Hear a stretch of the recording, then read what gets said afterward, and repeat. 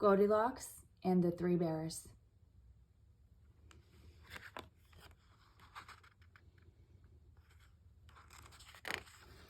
Goldilocks and the Three Bears, retold and illustrated by James Marshall. Once there was a little girl called Goldilocks. "What a sweet child," said someone new in town. "That's what you think," said a neighbor.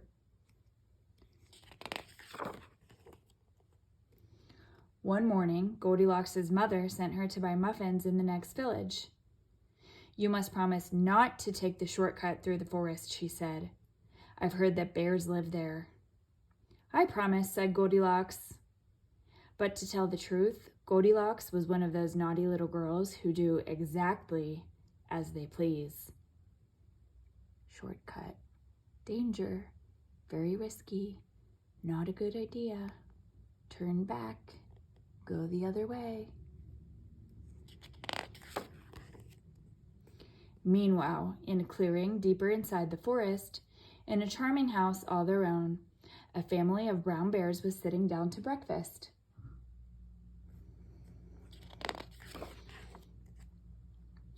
"Patooey," cried big old Papa Bear. "This porridge is scalding. I've burned my tongue." "I'm dying," cried Baby Bear.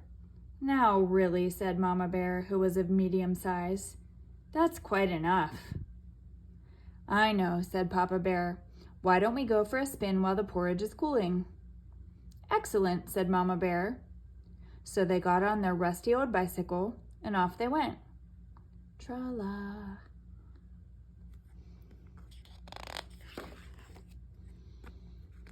A few minutes later, Goldilocks arrived at the bear's house. She walked right in without even bothering to knock. On the dining room table were 3 inviting bowls of porridge. "I don't mind if I do," said Goldilocks, helping herself to the biggest bowl.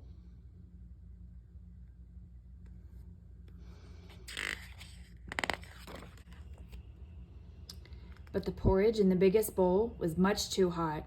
"Patooey!" cried Goldilocks, and she spat it out. Next, she tasted the porridge in the medium-sized bowl, but that porridge was much too cold.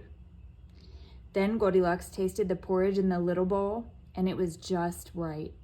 Neither too hot nor too cold. In fact, she liked it so much that she gobbled it all up.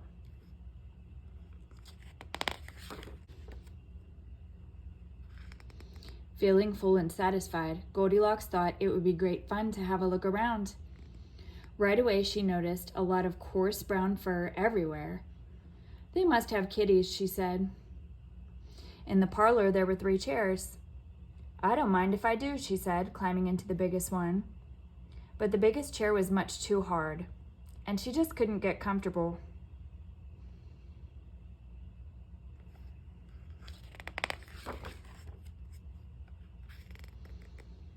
Next, she sat in the medium-sized chair, but that chair was much too soft, and she thought she might never get out of it. Then Goldilocks sat in the little chair, and that was just right. Neither too hard nor too soft. In fact, she liked it so much that she rocked and rocked until the chair fell completely to pieces.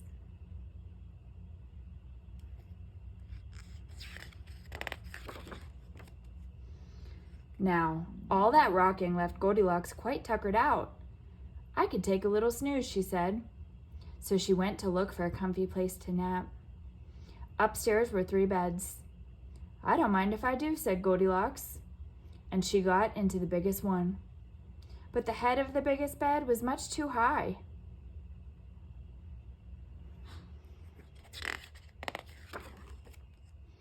Next, she tried the medium-sized bed, but the head of that bed was much too low. Then Goldilocks tried the little bed, and it was just right. Soon she was all nice and cozy and sound asleep. She did not hear the bears come home.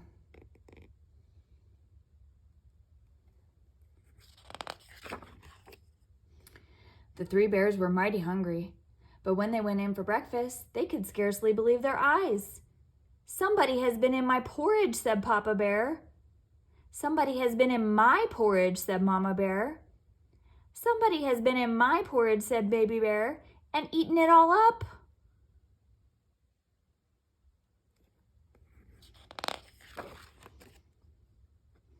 In the parlor, the three bears were in for another little surprise. Somebody has been sitting in my chair, said Papa Bear. Somebody has been sitting in my chair, said Mama Bear. Somebody has been sitting in my chair, said Baby Bear, and broken it to smithereens.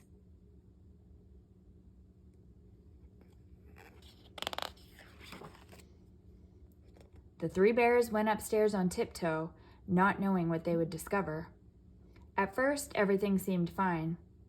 But then Papa Bear lay down on his big brass bed. Somebody has been laying in my bed, he cried. And he was not amused.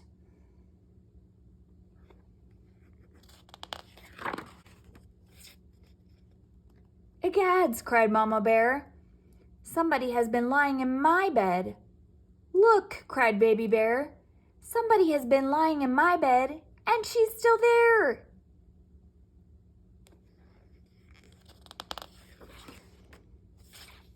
Now see here, roared Papa Bear.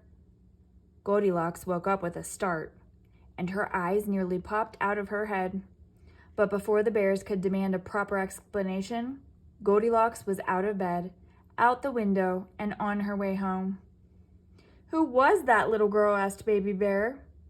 I have no idea, said Mama Bear, but I hope we never see her again.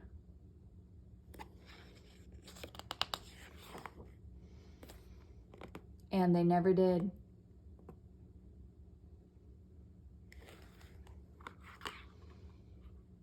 The end.